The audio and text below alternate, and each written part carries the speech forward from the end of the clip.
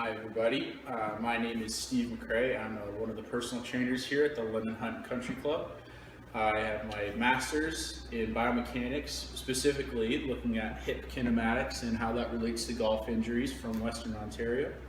And this is going to be a short video on my ideal pre-golf. This is going to be a very segmented warm-up where we're going to look at each individual parts and where some of the more common restrictions in individuals and how we can mobilize them for the golf. Okay, so one of the major shoulder positions that golfers need to be able to assume, specifically in their backswing, is external rotation. So if you're unable to externally rotate that shoulder, you're not going to be able to get that nice backswing because that shoulder is going to be flaring out, and that's going to create a lot of that over-the-top movement that we want to try and stay away from. It's going to start creating some undesirable ball flights. From a nice, relaxed standing position.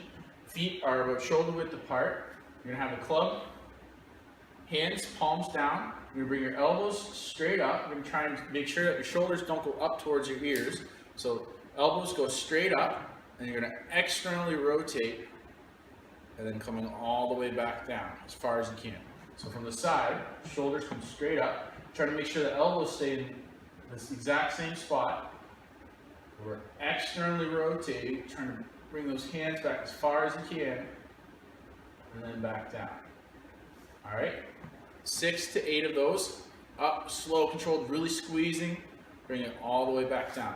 The advanced position from that would be in our address position. So, whatever your address position is, bringing those elbows straight up, trying to externally rotate as high as you can, and then back down. So, a pass for that, or a pass for this movement, this is actually a test as well, is getting those hands, those forearms parallel with your ears. So if you're unable to get those arms up relatively close to where those ears are, that shows that you're really missing some of those, that prerequisite movement. So that may be one of those reasons why you're really creating that over-the-top position. Next segment we're going to work on is some ability to actually create rotation, but controlled rotation throughout the core, our shoulder blades, and we're going to do some neck mobility as well. So you're having the club, a hand on either end, straight out in front of you. So palms are facing towards each other. Your arms are completely locked. So what we're essentially trying to do right here is create 3 segments in the body. The lower body, so from the pelvis down, is staying completely still. So in order to do that, we have to contract the glute, contract this leg. From the rib cage up is the second segment. So it's essentially remaining completely still. We're trying to create rotation through the torso. So tensions in my glute, tension in my torso. We start, my head stays straight forward, trying to create that rotation through that torso. So I haven't done anything with my shoulder blades yet. And then straight back to the middle. So then we're going to the left. Pelvis is still staying straight forward. This knee is pushing down into the ground. Arms are still straight.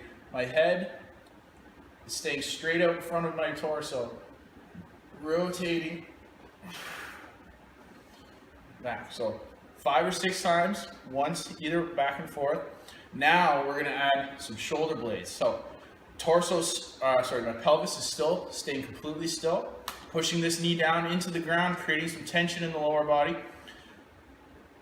Rib cage turns, and now keeping the arms straight, I'm actually trying, reaching my lead shoulder around, and then reaching around, still trying to keep that pelvis in the neutral position, reaching that shoulder blade, pulling with this back shoulder blade. So what I mean by pulling with that back shoulder blade, you'll see this left shoulder blade pulling back and around, and then I'm reaching this right one around. And the final, now we're going to add the neck. So for me, being a lefty, on my backswing, I need to be able to look over my right shoulder. So this really only applies to when you're going to the left.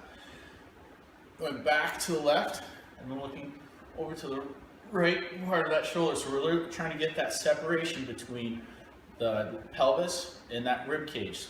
Might have heard it's called the X factor. All right, so the real key for that is creating that tension in that lower body.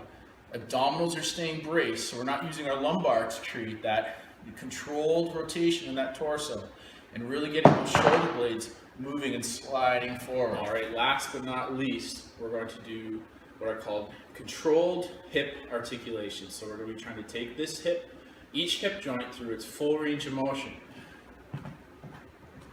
So for me, being a lefty, my lead hip on my backswing needs to be able to externally rotate, and my trail hip needs to be able to internally rotate.